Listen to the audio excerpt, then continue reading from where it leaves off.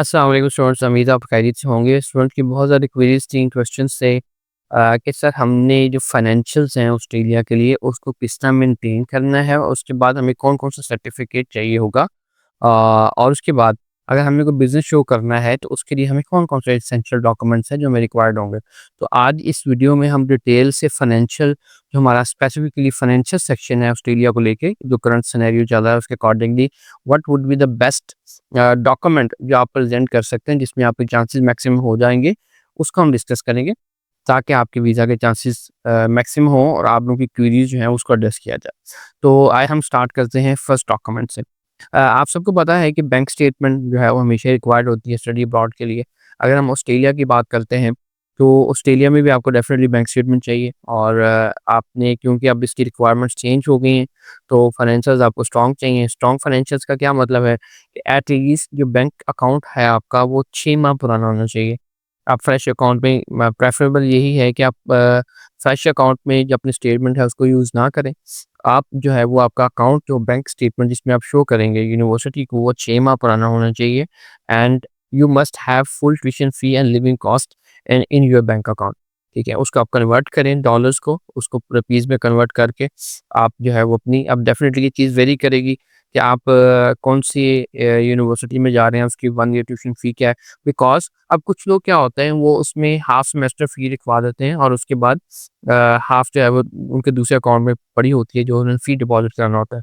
This is technically wrong because जब आप उनको 6 माह पहले बैंक स्टेटमेंट प्रोवाइड करेंगे, एक अकाउंट 6 माह पुराना होना चाहिए, आपकी बैंक स्टेटमेंट जो है मिनिमम 3 मंथ्स पुरानी होनी चाहिए। इसका क्या मतलब है? इसका अगर आपको 1 ईयर की ट्यूशन फी चाहिए और उसके बाद आपको लिविंग कॉस्ट चाहिए, तो वो आप 3 माह अपने अकाउंट में रखवाएँगे, देन आपके जो है वो चांसेस मैक्सिमाइज़ होंगे। तो जब आप वो 3 मंथ के लिखवाएँगे तो देन डेफिनिटली आपका जो है प्रोसेस जब स्टार्ट नहीं हुआ होगा तो आपको अपनी full year tuition fee show करनी होगी उस बैंक अकाउंट में और उसमें से फिर रिमेनिंग फी आप उसको फी पे करके आप वीज़ा के टाइम पे कंपनी बैंक स्टेटमेंट शो कर सकते हैं, वो उस तरह कवर अप हो जाता है। तो बैंक स्टेटमेंट डेफिनिटली आपको मैंने बता दिया कि ये इसमें रिक्वायरमेंट्स होती हैं बैंक स्टेटमेंट आपने फुल ईयर ट्यूशन फी और अपनी लिविंग कॉस्ट की रखनी है। ये होगी इम्पोर्टेंट चीज़। उसके बाद साथ ही ये चीज़ आपने इस चीज़ का प्रूफ देना होता है कि आपके ये फंड्स जो हैं वो कहाँ से हैं।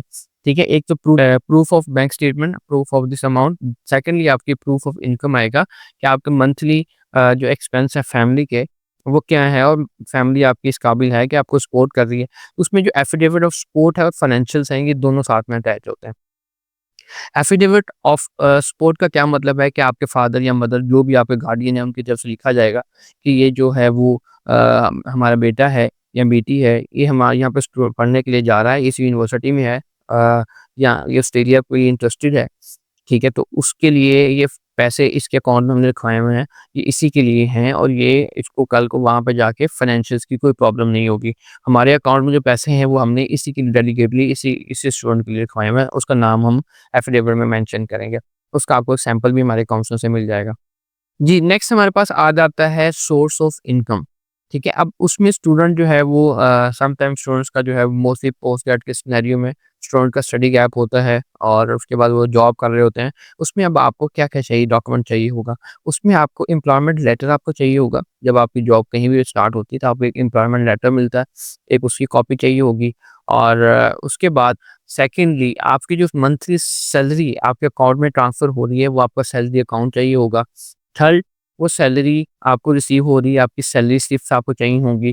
तो ये 3 से 4 चीज़ें जो हैं वो एम्प्लॉयमेंट लेटर, एम्प्लॉयमेंट आपकी जॉब जो है उसके रिलेटेड डॉक्यूमेंट्स आते हैं, ये आप वहाँ से अपनी से फर्म से लेंगे।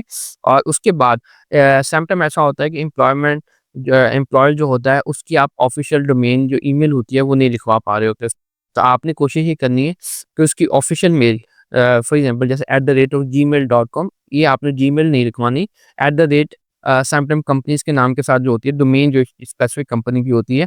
फॉर एग्ज़ाम्पल अगर मैं अपनी बात करूँ तो saim@canixconsultants.com जो ये अब ये डोमेन क्या है इसको हम ऑफ़िशियली कंसीडर करते हैं।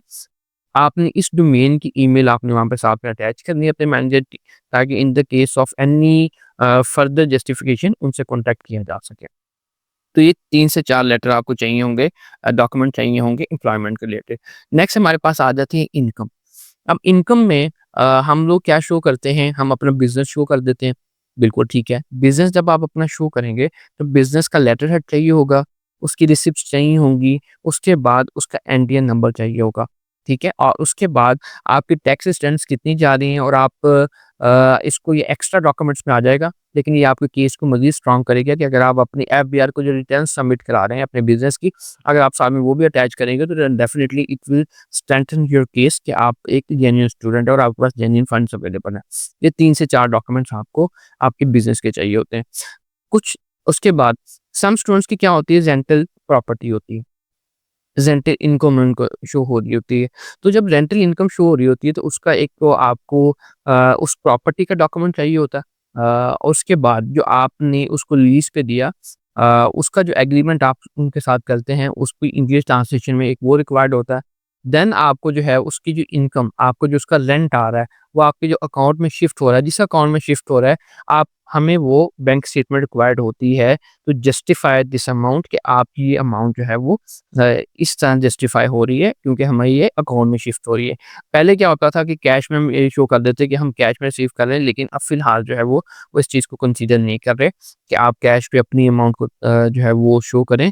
You must have to show your amount in the bank statement. आप बैंक स्टेटमेंट में शो करेंगे तो वो एक वेरिफाइएबल एक चीज़ जो है वो कंसीडर हो। जी, उसके बाद कुछ स्टूडेंट्स की जो है वो एग्रीकल्चर इनकम होती है, एग्रीकल्चर लैंड की वो इनकम शो करते हैं।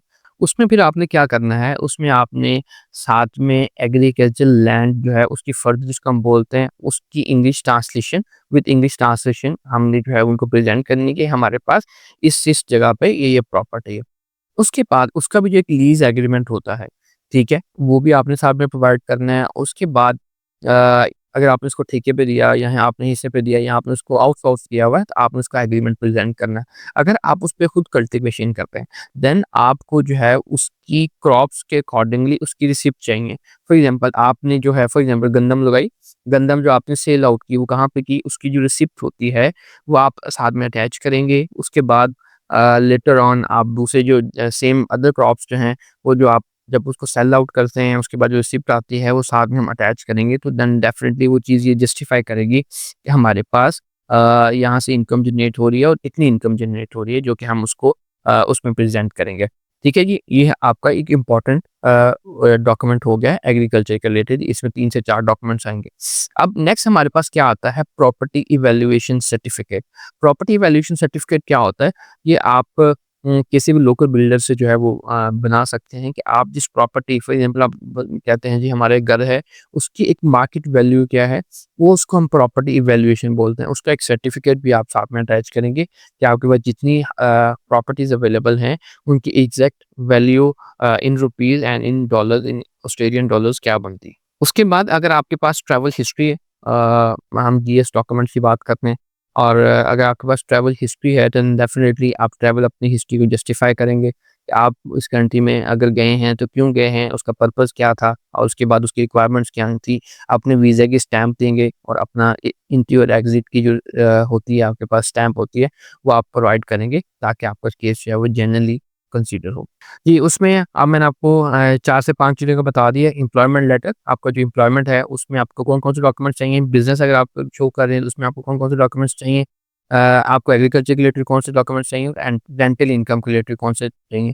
और बैंक स्टेटमेंट का भी आपको मैंने बता दिया कि आपका 6 माह पुराना अकाउंट होना चाहिए और 3 मंथ आपको उसमें पैसे आपकी जो अमाउंट है वो उसमें हो, ताकि आपका क्लोजिंग बैलेंस जो हो और फिर उसके बाद आपका केस स्ट्रॉन्ग हो। इसके बाद आपको ट्रैवल हिस्ट्री डॉक्यूमेंट चाहिए, आपको एफआरसी फैमिली रजिस्ट्रेशन सर्टिफिकेट चाहिए होगा, ठीक है? और उसके बाद आपको स्टडी बैक जस्टिफिकेशन, डेफिनिटली वो आपको एम्प्लॉयमेंट लेटर में चीज़ें कवर हो जाएँगी और फिक्स और टेंजिबल जो आपके पास एसेट्स हैं, उनका जो है इवैल्यूएशन चाहिए होगी, जो आप किसी भी लोकल प्रॉपर्टी डीलर से या आपके किसी भी प्रॉपर्टी इवैल्यूएशन जो है ऑर्गेनाइज़ेशन उससे करा के हमें प्रेज़ेंट कर सकते हैं। तो ये सारे डॉक्यूमेंट्स जो हैं वो आपको at the start of admission अगर आपके पास हैं, then your admission will be easily granted. बाकी अदर रिक्वायरमेंट्स जो हैं वो आपको पता है एकेडमिक रिक्वायरमेंट्स ये हैं, लेकिन फाइनेंशियल रिक्वायरमेंट जो हमने फाइनेंशियल साइड हमने डिस्कस की है, वो ये है।